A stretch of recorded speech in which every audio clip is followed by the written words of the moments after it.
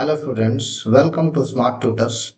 Today we are going to discuss about the aims of education according to Upanishad. It is a topic of MES 012.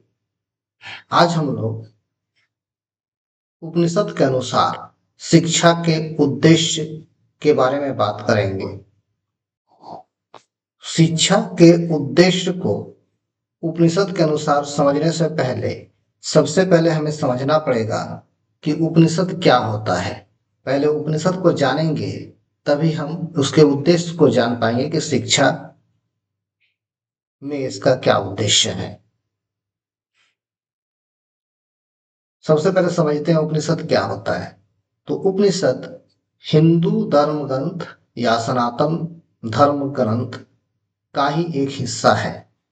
सनातन धर्म में जितने धर्म ग्रंथ हैं उनमें से एक हिस्सा उपनिषद है जो वेद और पुराणों के बाद आता है। उपनिषद एक प्रकार का धर्म ग्रंथ है जिसमें अलग अलग ऋषि मुनियों के द्वारा उनको लिखा गया था और उसमें अपने विचार उस समय के समाज के अनुसार लिखा गया था। अब आगे चलते हैं कि एजुकेशन में इसका क्या उद्देश्य होता है।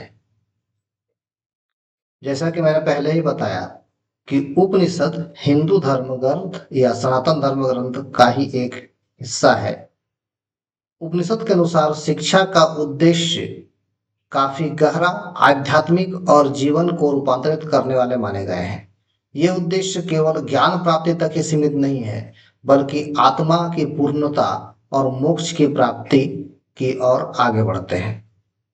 अर्थात उपनिषद के अनुसार शिक्षा का उद्देश्य ये हुआ कि व्यक्ति केवल ज्ञान प्राप्त ना करे बल्कि उनका आत्मा जो है पूर्ण हो और वो धीरे धीरे मोक्ष की ओर बढ़ जाए, जन्म मरण से परे हो जाए। The Upanishad are the philosophical heart of the Vedas. Upanishad जो होते हैं वो वेद के हृदय के रूप में माने जाते हैं। It presents A deeply spiritual and holistic vision of education. ये एजुकेशन के लिए एक गहरा चिंतन जो आध्यात्म से जुड़ा हुआ हो, जीवन को बदलने वाले शास्त्र के रूप में माने जाते हैं। अब देखते हैं कि उपनिषदों के अनुसार शिक्षा के क्या उद्देश्य हैं। तो पहला उद्देश्य है पॉइंट नंबर 1, सेल्फ रियलाइजेशन, आत्मज्ञान। उपनिषद के अनुसार शिक्षा प्राप्त करने का अर्थ हुआ कि सबसे पहले व्यक्ति को अपना ज्ञान हो, आत्मज्ञान हो, अपनी आत्मा को पहचाने, खुद को पहचाने।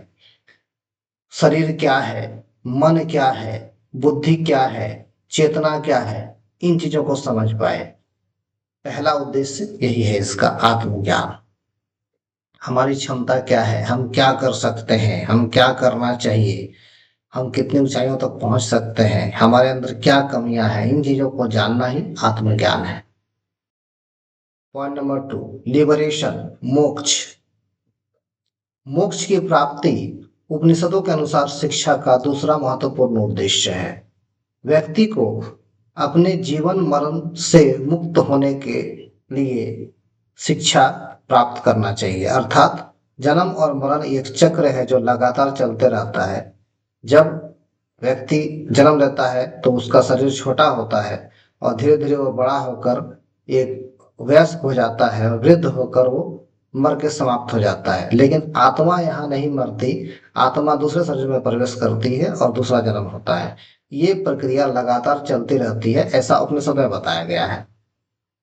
लेकिन जब व्यक्ति अपने आप को जान लेगा, ज्ञान प्राप्त कर लेगा, तो वह इस जन्म मरण के बंधन से मुक्त हो सकता है, अपने ज्ञानता को दूर करके परम सत्य की ओर जा सकता है। पॉइंट नंबर 3, नॉलेज ऑफ ब्रह्म, ब्रह्म का ज्ञान या ब्रह्म ज्ञान। जब व्यक्ति उपनिषद के अनुसार शिक्षा प्राप्त करेगा तो उसका उद्देश्य ये होगा कि ब्रह्म को जान ले, परम सत्य को जान ले। शिक्षा का कार्य है व्यक्ति को ब्रह्म ज्ञान की ओर ले जाना और एकता का अनुभव कराना, मतलब आत्मा और परमात्मा का मिलन कराना, यही है ब्रह्म ज्ञान। पॉइंट नंबर 4, होलिस्टिक डेवलपमेंट, सर्वांगीण विकास। उपनिषद के अनुसार शिक्षा का उद्देश्य एक व्यक्ति का सर्वांगीण विकास है। सर्वांगीण विकास का तात्पर्य यह है कि उसका केवल बौद्धिक विकास नहीं, बल्कि शारीरिक, मानसिक, आध्यात्मिक, सामाजिक विकास हो सके। सब कुछ में जब विकास होगा तो व्यक्ति अपने आप में परिपूर्ण हो पाएगा। Point number 5, moral and ethical living, नैतिकता और धर्म।